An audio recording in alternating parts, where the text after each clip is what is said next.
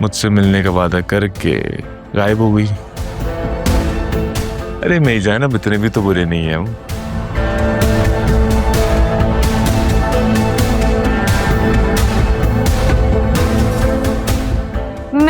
मैं बिजी हो गई थी। वहां नहीं देखो, वो नहीं आएगा। बाहर मेरे 3 गार्ड मौजूद हैं।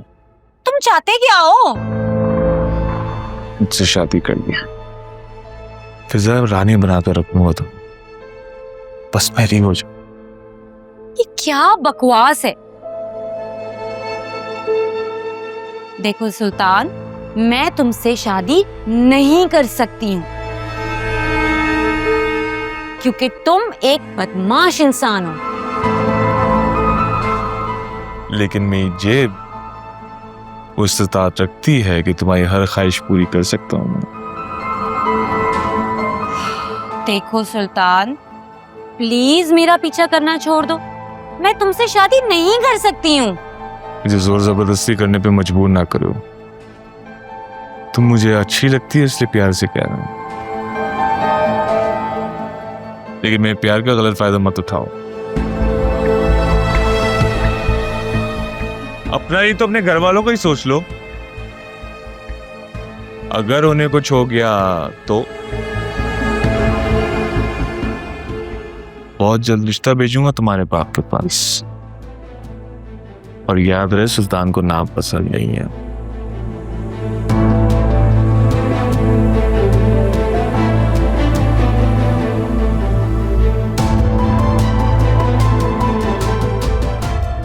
भाजी क्या हुआ? कुछ नहीं, मेरी बस तबीयत ठीक नहीं है। घर चले। जी जी घर।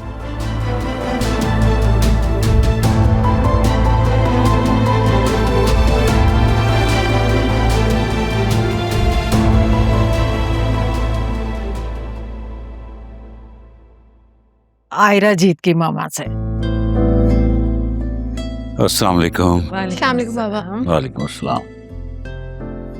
ये फिजा जी गाड़ी में भूल गई थी, अख्तर गुल ने दिया है मुझे। जब से गार्ड रखा है ना, ये फिजा बिल्कुल लापरवाह हो गई है। हाँ।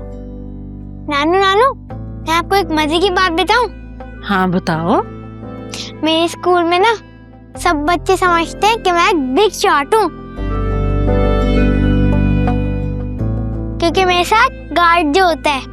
अच्छा, अरे वाह, ये तो बड़ी जबरदस्त बात है।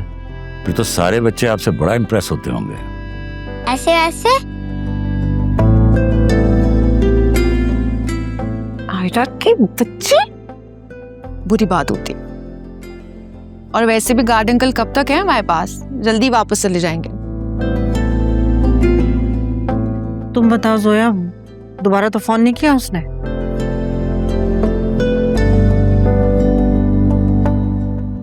आप रूम में जाओ, मैं नानू से बात करके आती हूँ।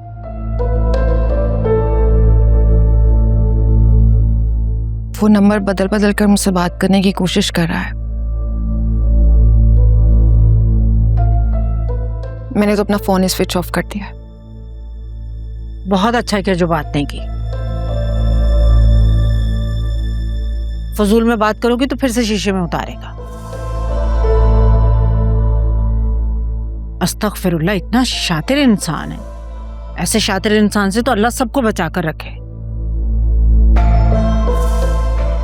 क्या कुछ नहीं किया हमने उसके लिए, बेटा समझा।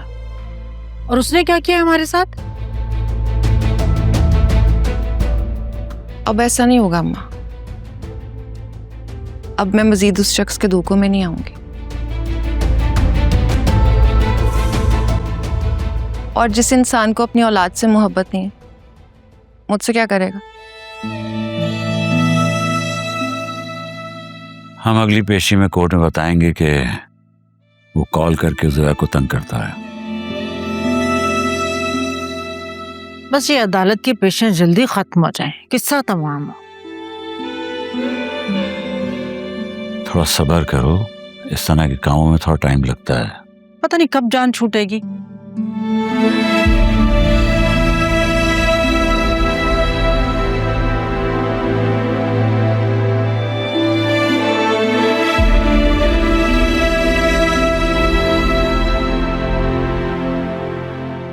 क्यों उसके सामने इस तरह की बातें करती हो? वो अपसेट हो जाती है बेचारी। मैंने कोई जानबूझकर थोड़ी की, बस मुंह से निकल गई।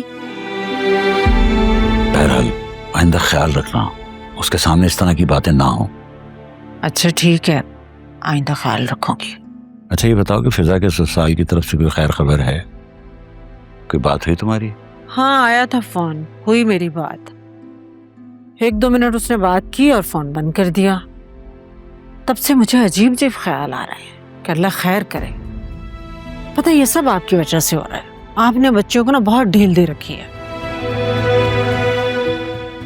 तुम फिक्र मत करो, अल्लाह मालिक है, सब ठीक होगा इंशाअल्लाह। क्या मेरी नवुसत का साया मेरी बहनों के नसीब पर भी पड़ा?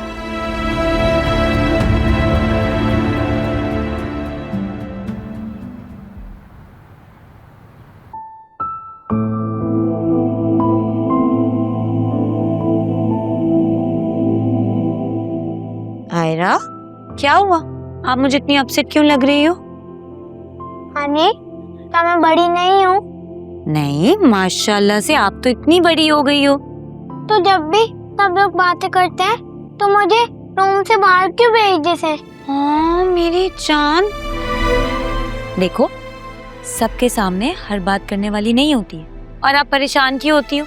मैं हूं ना, आप मुझसे बातें कर लिया करो। आपको होता है जब भी हम नाना के घर आते थे तो हम बहुत मजे करते थे। अब तो मम्मा भी साइड रहती है और नानू भी।